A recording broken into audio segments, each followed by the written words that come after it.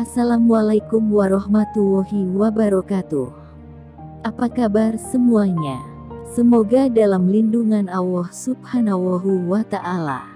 Kali ini Mimin akan membagikan kisah Nabi Sulaiman alaihi salam dan semut yang berdoa agar diturunkan hujan. Kisah ini dikutip dari detikhikmah.com.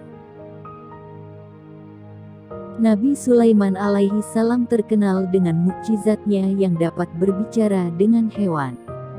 Tak sampai di situ, Sulaiman alaihi salam bahkan mampu membuat para hewan itu patuh terhadap perintahnya. Nabi Sulaiman alaihi salam juga mampu berbicara dengan bangsa jin. Selain itu, dirinya dianugerahi kekayaan dan kekuasaan yang luar biasa oleh Allah Subhanahu wa Ta'ala. Nabi Sulaiman pernah berdoa kepada Allah Subhanahu wa Ta'ala agar diberikan mukjizat dan harta kekayaan yang melimpah. Dalam Al-Quran Surat An-Naml ayat 35, Allah Subhanahu wa Ta'ala berfirman yang artinya, "Dan sesungguhnya aku akan mengirim utusan kepada mereka dengan membawa hadiah, dan aku akan menunggu apa yang akan dibawa kembali oleh utusan-utusan itu."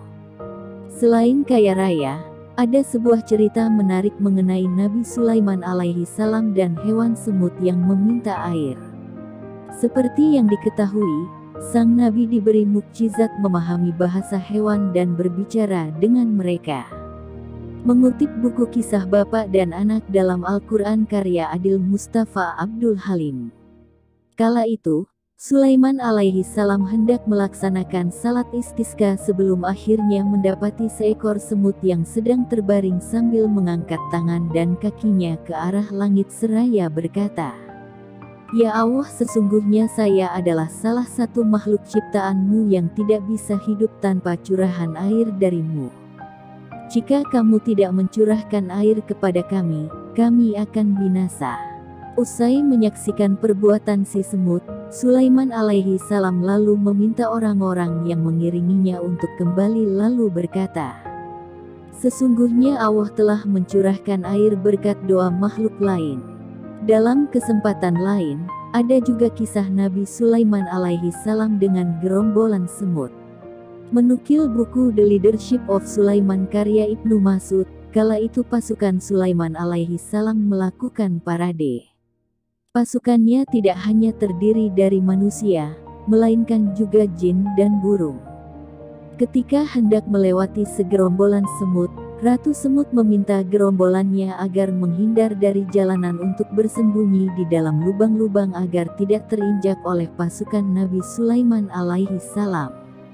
Sulaiman alaihi salam ternyata mendengar percakapan gerombolan semut itu. Ia lalu memerintahkan pasukannya untuk berhenti sejenak seraya berkata, "Berhentilah sejenak, kita memberi jalan untuk makhluk yang berlindung kepada Allah Ta'ala." Kisah ini diabadikan dalam Al-Quran Surah An-Naml ayat 18-19, yang artinya, hingga ketika sampai di lembah semut, Ratu Semut berkata, "Wahai para semut, masuklah ke dalam sarangmu agar kamu tidak diinjak oleh Sulaiman dan bala tentaranya, sedangkan mereka tidak menyadarinya." Dia, Sulaiman, tersenyum seraya tertawa karena mendengar perkataan semut itu.